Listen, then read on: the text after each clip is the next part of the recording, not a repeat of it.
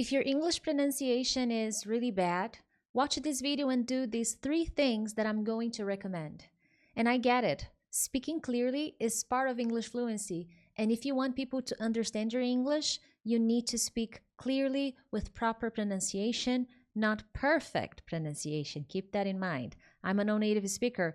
I know how frustrating it is when someone doesn't understand your English. You know, this happened to me in the past. Nowadays, I speak very clearly to anyone, anywhere, anytime. Make sure to subscribe because I'm always posting interesting lessons to help you on your journey to English fluency. But here we go. I'm going to share 3 things that I believe you should be doing. And the first one is what I like to call the RCC strategy, which is to record, compare, and correct.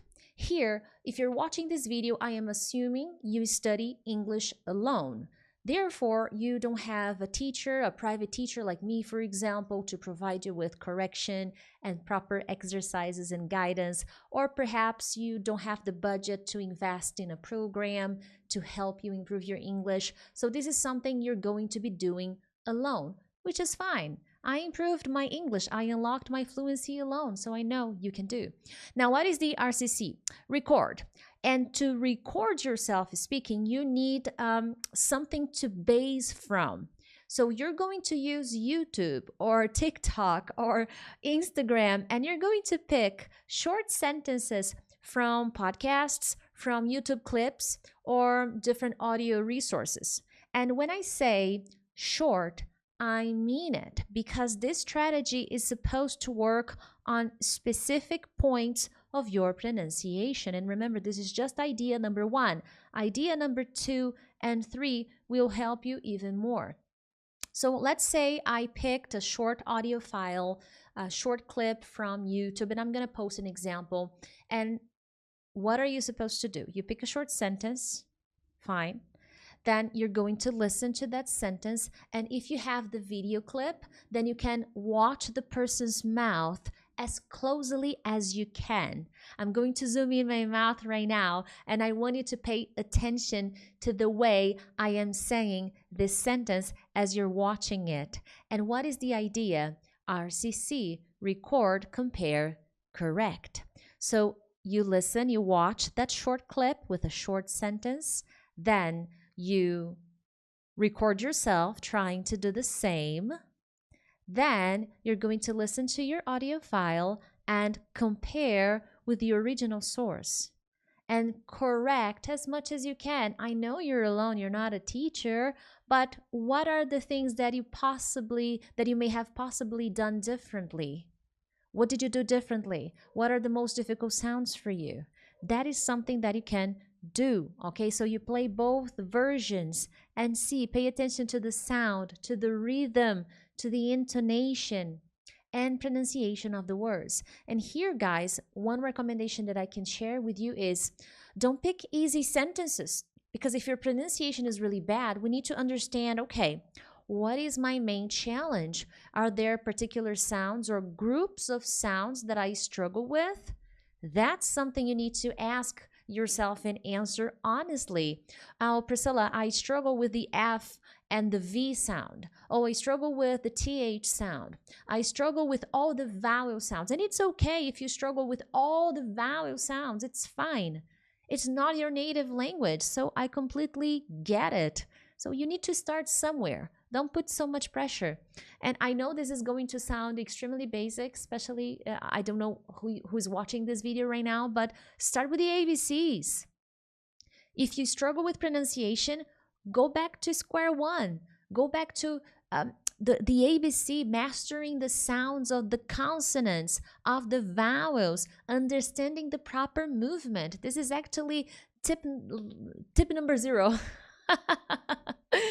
Because we need to go back. When I feel like in my speaking practices, when I'm practicing my English speaking alone, and I begin to notice that I am failing to make certain sounds, I go back to those individual sounds, those letters, or perhaps combination of letters, and I work on them repeatedly until I feel like I'm back in my game, you know, that I got my mojo back, my pronunciation mojo back. So that would be tip number 1. But To apply the RCC strategy, record, compare, correct, you need to find short video clips, especially, preferably, with the native speaker saying the phrase where there may be words which are difficult for you, so that will require a little bit of Googling. But one thing that you can do, which I do all the time, is to use my entertainment time to identify some sentences, some words that I find difficult pronouncing. And when I see them in a movie I'm watching or in a podcast I'm listening to, I pause and I go back and I repeat. So this is something you can do on a regular basis. Granted, you may not be able to stop and record yourself, but if possible, you can record yourself, then go back to the video you're watching, the movie, the TV show, the podcast, you name it. Now, the second thing which many students take for granted, and as non-native speakers, we didn't learn from childhood how to make the sounds that native speakers have learned, naturally, because they were born in an English-speaking country, which is the mouth training. If you observe mothers and fathers, parents in general, teaching their babies, they really exaggerate their movements of the mouth to make sure that the baby learns how to say mama, dada, and then water. They exaggerate the sounds so that the baby can learn and gradually improve and get the hang of it. Conversely, we adults, we feel ashamed. We feel embarrassed. Oh my God, so I have to exaggerate the movements. I'm going to sound ridiculous. Well, do you want to be fluent? So forget, you're going to sound silly sometimes. You're going to sound like, oh my God, this is so awkward and strange. But the more you make the movements, the easier it gets to master the sound.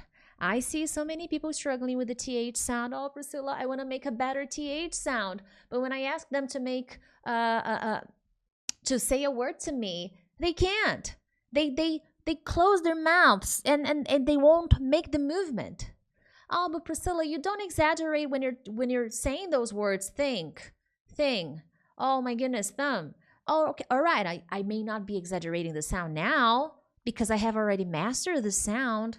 But in my practice, when I am working on my pronunciation, then I pick tongue twisters, I pick combinations. Sometimes I like creating my own tongue twisters, okay? So I pick combinations of difficult words to me with the sounds that I want to work on. I'm giving the TH as an example because this is really difficult to many people, but we also have the R and the L, the V and the B, some other sounds like the ch or the sh. It may be difficult. The X, like in box, all right? It's like actually the K sound, box, x. This sound may be difficult to some people. So I pick the sounds that are difficult to me and words that are difficult to me, and I create some sentences and I practice and I really exaggerate the sound to make sure that I am exercising the movement and teaching my brain to remember the movement. That is something you can do alone, okay? And the more you do this, the better your pronunciation is going to get. I know it is frustrating when you can't speak clearly, and I'm not saying that after doing this practice, you will miraculously become a fluent English speaker who talks like native speakers, who talk like the Brits, like the Americans, like the Scottish. Absolutely not. But I want you to become an international English speaker who is confident enough to talk to anyone, anywhere, anytime. And by the way, make sure to subscribe to the channel. There's always something new around here. But other than that, let's go to number 3. And hey, I also have some courses, some products, just doing a little bit of business marketing here. Check the links in the descriptions. I have study plans, courses about listening, and many other things, ebooks, mistakes, ebook about mistakes. All of these things I create based on what I do with my students, based on my professional experience. But number 3, the R and the S work. What is that? I don't know if you like music, but I feel like learning English is like learning to sing a song. Actually, any language you learn, there may be some kind of R and S, which is rhythm and stress. So you need to understand that learning the rhythm, learning the stress will be as important as learning how to pronounce certain sounds. Because okay, I know, Priscilla, I've mastered the S sound, the R sound, the L sound, but still when I talk, I sound robotic. I don't sound like I'm alive. Na na na na, staying alive, staying alive. I don't feel like people get my energy. And you may be shy or more introverted, but still you should be able to have proper stress and rhythm. And many students become obsessed with the pronunciation work, learning how to master the vowel sounds with the consonant sounds, which of course they matter. Nevertheless, if you don't master the proper rhythm, the ups and downs, falling intonation, flat intonation, you're not going to sound clear, and you will keep on having that feeling that your pronunciation is bad.